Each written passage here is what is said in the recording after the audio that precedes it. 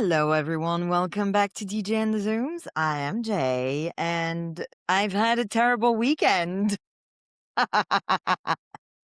Listen, once again, I almost came to you with a red nose, but I still don't have one. I feel like I was promised something, and instead I got Ferrari. What are we doing? Anyway, let's get into it. I took a few notes about the weekend. So let's go. Started with Groundhog on track, hit by Alex. And isn't that sad? Obviously, we don't want any creatures hurt.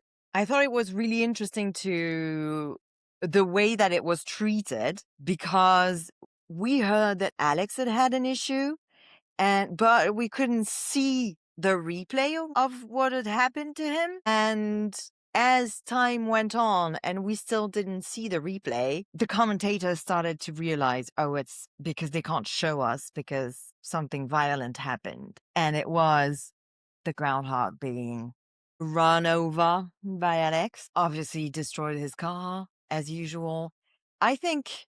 Listen, first of all, I think this season is cursed. When they told us that it would be raining on Sunday, I'm sold. Definitely. This season is cursed. Nothing's good. Nothing good can come out of it.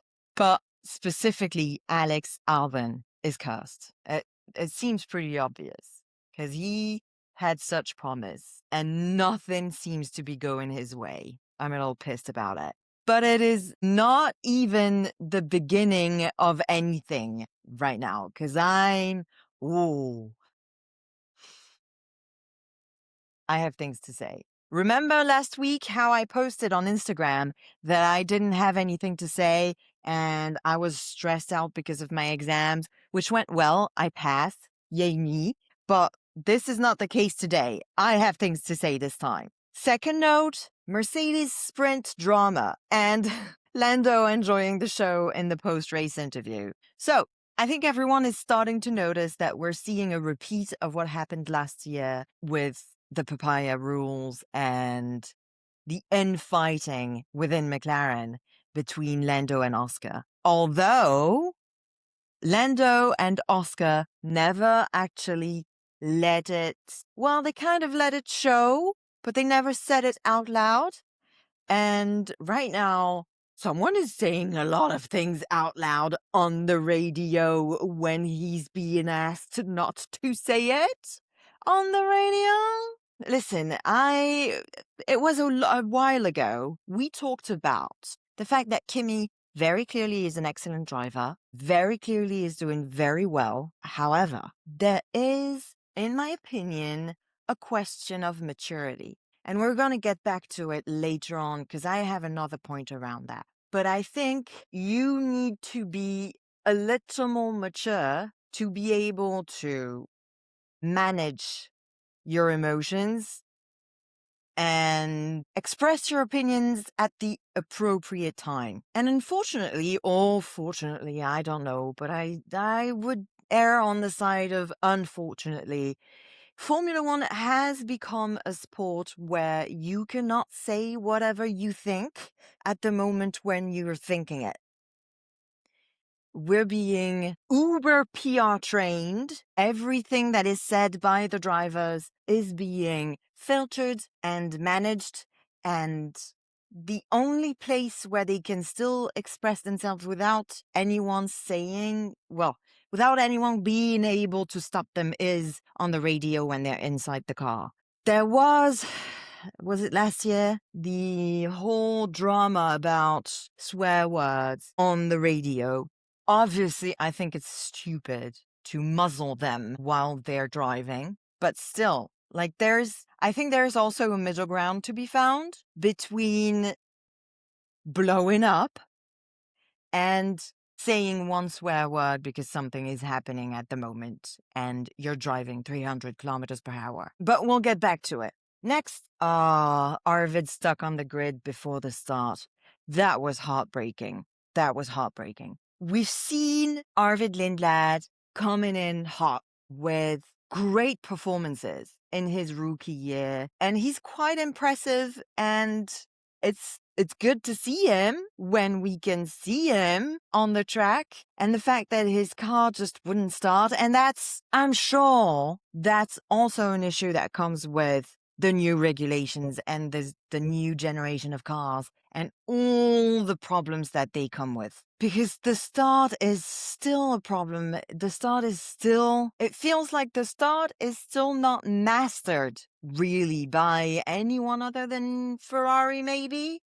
Although this weekend, the Ferrari advantage has not been as obvious as it had been the previous races. I think it's because the first turn in Canada is so close to the starting line. But still, everyone is still struggling with the start. 5 races in, 3 months in, and it's disappointing, and it's specifically disappointing for Arvid, who because of it, doesn't really have a chance to show what he's capable of. At least this race, he couldn't. I wrote, lap 7, Kimi messes up the braking as George passes him and Toto shits himself. And the following line was, the Mercs are extremely close and they are not Charles and Lewis. That's because, remember a few races ago when Charles and Lewis were at the front and they were overtaking each other again and again, back and forth. And I was sort of stressed out watching them, but also thinking they must be having so much fun. That's a thought that I can have when the drivers are Lewis Hamilton and Charles Leclerc. But we've seen now a few times that Kimi maybe doesn't really have a self-preservation instinct, and he'll just go for it. As mentioned earlier, it seems pretty obvious that there's some beef going on in Mercedes, which is bound to happen when they have the best car and are both racing at the front, and so they know that they have an opportunity that might not come back because now they're the best on the grid because they have the best car, and they both want to seize that opportunity, but they can't both have it. So obviously, this is going to create some tension between them. Normal. But, and this is, okay, let's come back to it right now because I wrote it much later on in my notes, but it makes sense to talk about it right now. It's actually the last note that I wrote because I thought about it this morning. And today is Monday, the day after the race, because the race was from 10 p.m. to midnight. So I wasn't going to. I love you, but I was not going to record an episode at midnight. So the last note that I wrote this morning is, are we noticing a difference in behavior between the drivers whose prefrontal cortex is fully formed and the babies, specifically Kimi and Isaac? Because we've been seeing, as I said, that Kimi just goes for it and doesn't seem to have a self-preservation instinct. And there was also, at one point in the race, a move that Isaac made that was dangerous with Charles behind him. And Charles pointed out, that could have been really bad. Maybe. And it ties back to the idea that the older drivers are maybe capable of managing their emotions and their reactions a little better than the youngsters. And also the youngsters are ready for anything, even dangerous moves, which is what made me think, could that be because they don't realize yet how dangerous what they're doing is, because their prefrontal cortex isn't completely fully finished. So they're able to go for gaps that aren't really gaps. Kind of like Oscar did when he went right into Alex. Really not the weekend for Alex. Not the weekend for Alex. And I haven't gone back to check this, but I feel like it's not the first time I'm saying this season. Anyway, yeah, maybe the younger ones aren't really aware of how dangerous they're acting. The whole George Kimi battle, be it in the sprint or even in the race, because I hate saying this sentence, but it is what it is. They had just lapped Lando, so he was right behind them even in the race as they were fighting it out. And knowing Lando the way that I do, he must have loved every second of it. The guy who's rage baiting everyone at the start of the season, saying that he loves the car and loves driving it just to see how everyone's going to react, was very obviously having the time of his life in that post-sprint press thing. He was giggling, he had the biggest smile on his face, and I think from now on, he can just bring a bag of popcorn with him in the car when he gets in it, just to enjoy the spectacle. Because obviously, and listen, I'm biased, I know it, but also, I'm not the only one saying it. Lando's the only one who's bringing the fight to Mercedes this season. So he's the only one who's always at the best place to watch them go crazy. So I was, during the race, sort of stressed out at the thought that the Mercedes cars are going to take each other out at one point or another. Because as much as you can, I sort of trust Lewis and Charles to keep it clean. Maybe it's the way that I feel, but I also feel like it's been proven time and again that George and Kimi maybe don't exactly know where the limit is. And they were so close and they were fighting tooth and nail, which is the point. It is their job. But also it seemed like at any second, they could just bump into each other and take each other out. It turns out that that is not what happened. And honestly, if I was a conspiracy theorist, I really would have believed that Mercedes had sabotaged George. Because, it happened at exactly the right moment for him to let Kimi finish his race in peace. And we've been there. I've been there as a McLaren fan in the past, last year and the year before, with rumors of sabotage. And I know it's not how it goes. No team wants to have to pay the amount of money that it takes to repair those cars. They're not going to sabotage their own driver. They would rather get the points, because with points comes a better spot in the championship, which means more money. Cash is king. You know it. So it's obvious that they're not sabotaging George, just like they were not sabotaging Oscar last year. Sorry, that's my laptop's battery, and it was quite literally burning my thigh. Anyway, no one's sabotaging anyone, but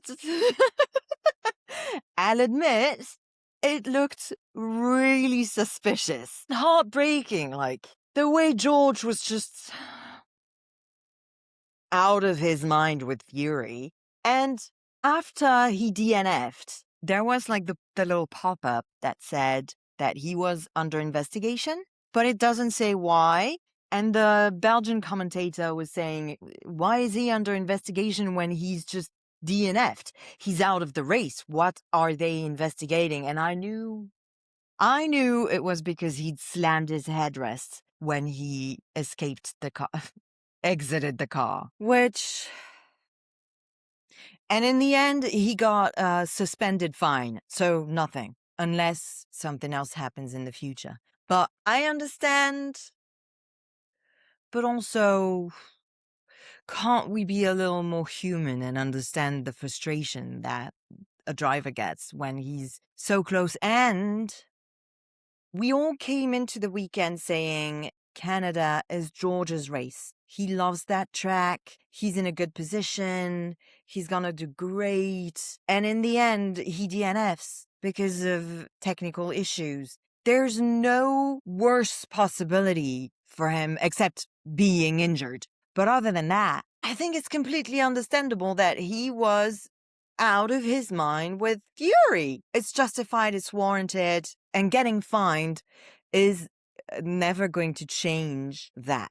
And I think, because obviously, if he was in his right mind, he wouldn't be throwing parts of his car onto the side of the track ever. It happened because he was furious and in a state that wouldn't allow him to control himself, which means knowing that he might get a fine isn't going to change that. In the future, he's not going to behave differently if he's put in the exact same position and the exact same state of mind. Besides, I don't think fines are an interesting or appropriate punishment in Formula One. Because how much? First of all, how much money are you fining them? 1,000, 5,000, 10,000, 20,000? They're millionaires. Like, I'm sorry, that does not make a dent in their purse. And second of all, that is a discussion that we've had.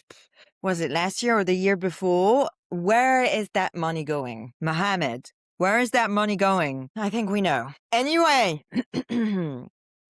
Next, Oscar started the race complaining about the tire choice, and it went downhill from there. I was thinking this morning that, listen, here's the story, and I'm gonna go on a bit of a rant, but I'm coming back to Oscar's tire choice. You might remember that a few, 2 months ago, I had a perm, and you might have seen me 2 or 3 times with curls, and that's it, because the perm failed. And now I'm back to pin straight hair. I think there's a little bit of magic in how perms work. And magic is about intention, and so if the hairdresser doesn't believe in it when they're doing it, the perm isn't going to come out right.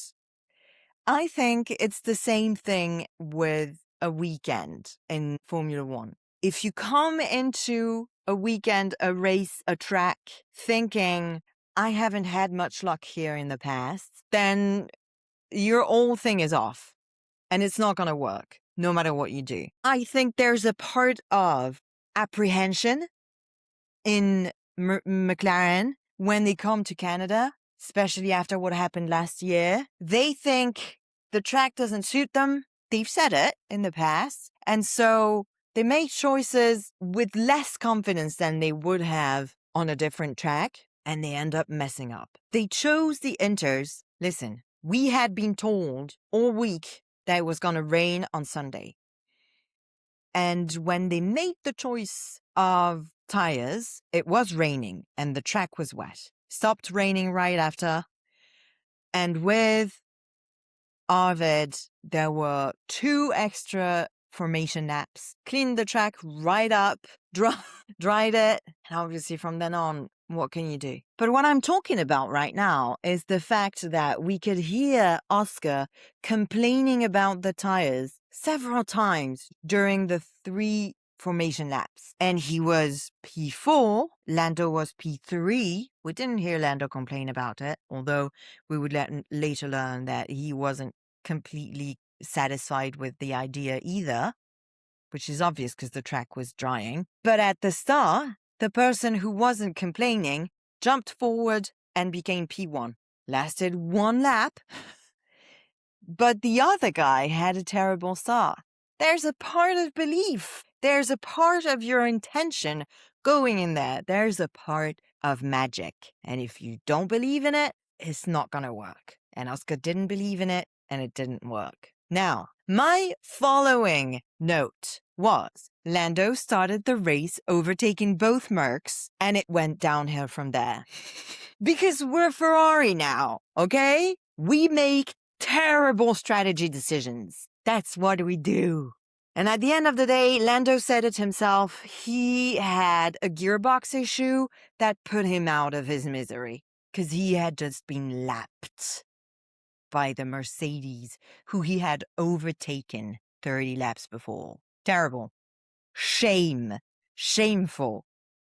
Embarrassing. I got my eye on you, McLaren. Not that you care. Next, Russell out, engine problem. He throws his headrest out of the car and gets a suspended fine. We've talked about this. Lando out, gearbox problem. Put him out of his misery, as he said it himself. Absolutely terrible race direction. Now, listen, how many times have we said this? I feel, listen, my podcast was still in French. I was already talking about the race direction. There's something going on. Why won't they show us the action? And even when it happens, they don't show the replay. I saw Oscar bumping into Alex on Instagram. Literally took Alex out of the race and they didn't show us what it was. Come on. Then again, I have a confession to make. I stopped watching the race after Lando DNF'd. I know, but it was past 11 p.m. and I'm an old lady. I've told you that already. I get tired in the evening. I'm not a night owl. I wake up very early. I have to go to bed early too. So I'd been sort of dozing off and struggling to stay awake and alert. When Lando DNF'd, I said, listen, that's my cue. Goodbye, everyone. We know how this is going to end anyway. And I was right. Kimi won, which is my next note. 4th Kimi win in a row. Listen, I don't know if the mic is going to pick up the applause, but I applauded. Yeah, my mom loves it. My mom's a Kimi fan. Yeah, no, listen, he's a baby. He's in his 2nd year. He's leading the championship. He's had 4 wins in a row. It's great. He hasn't done flawless racing, but he's still leading the championship. He's still achieving something that is incredible for his age and incredible point blank period because, well, Formula One is the pinnacle of motorsport and it's an incredible achievement. It does have to do with the fact that he has the best car.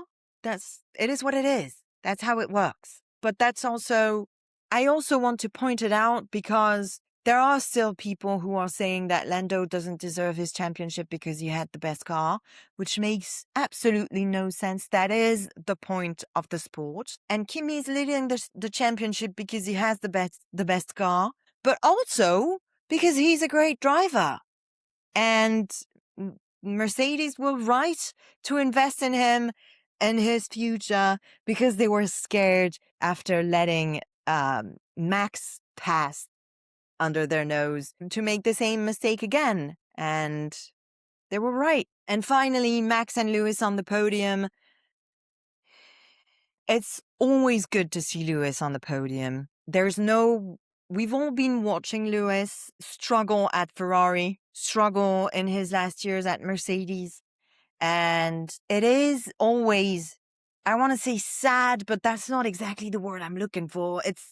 There's a mix of sad and disappointing and heartbreaking to see such a great champion. And no one can say that he's not a great champion. He struggle so much and find himself in a situation where he can't do anything about it. So it's beautiful to see him on the podium. Now, as I said, I didn't see it because I went to bed. But also knowing that his mom was there when she hasn't been able to travel with him as much in the latest years, it's heartwarming. And Max, same thing. Listen, it's the same thing for Max. He's a great champion and he's been struggling and it's not fun to watch that. And the fact that he was on the podium was still nice. Now, if you follow DJ and the Zooms on Instagram, which please do, because that's where I communicate the most about and around the podcast. So if you want to know anything, just follow DJ and the Zooms on Instagram. I shared a reel, which probably was a TikTok originally, but anyway, by Maya Nicole Wilson, who was talking about some people's discourse around Lewis and around Black people in Formula One. And it made me think and reflect And it brought me to something that I wanted to discuss with you. So first of all, Maya, thank you. I don't think that you're going to see this, but still. Obviously, I cannot talk about Black people's experiences. But she was talking about someone who commented online, I wish Lewis did something more meaningful with his wealth, like Max does, and the fact that he created his GT3 team. And that is absolutely mind-blowing. The idea that someone could think that Lewis isn't doing something meaningful with his wealth is so deeply ignorant. It's absolutely mad. Just madness. Foolishness. But this is the reflection that it started for me. There are fans who maybe recently came to the sport or simply never took the time to learn about what the drivers are doing outside of the track. They are deeply ignorant about everything that surrounds Formula One. So people who don't know the work that Lewis has done in the past. And it reminded me of a discussion that I had last week with someone on Threads, because I was recently made aware that someone had leaked Lando's phone number online. Was it real? Was it not?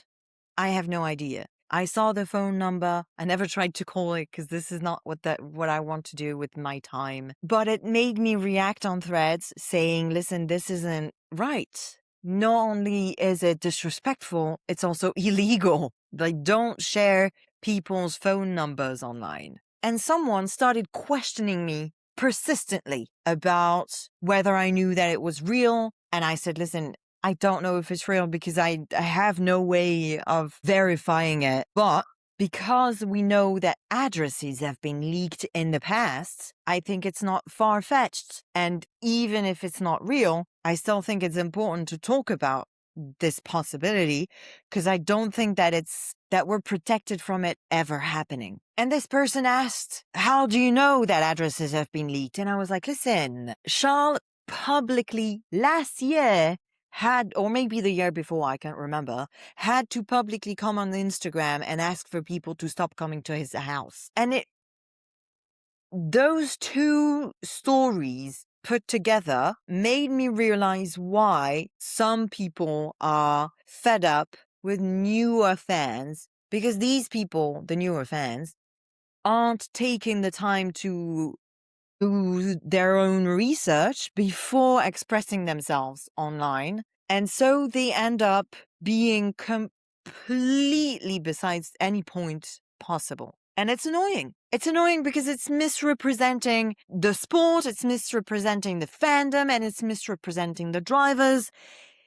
When you have the internet at your fingertips, everything is on it. All of the information that you could possibly want. And if you don't know, you can look it up. And if you don't want to look it up, you can just zip it. You don't have to express yourself on matters that you don't grasp fully. That was my little rant of the week. Please go check out Maya's content. I found her on Instagram. It's Maya Nicole Wilson. All in one word. I think she's very smart and she expresses herself perfectly, and she's crossing her T's and dotting her I's, which we should all do. Thank you for listening until the end. Don't forget to like, subscribe, follow, and share. Please share, boosts, engage as much as you can with this podcast and its social media. I love you. Bye.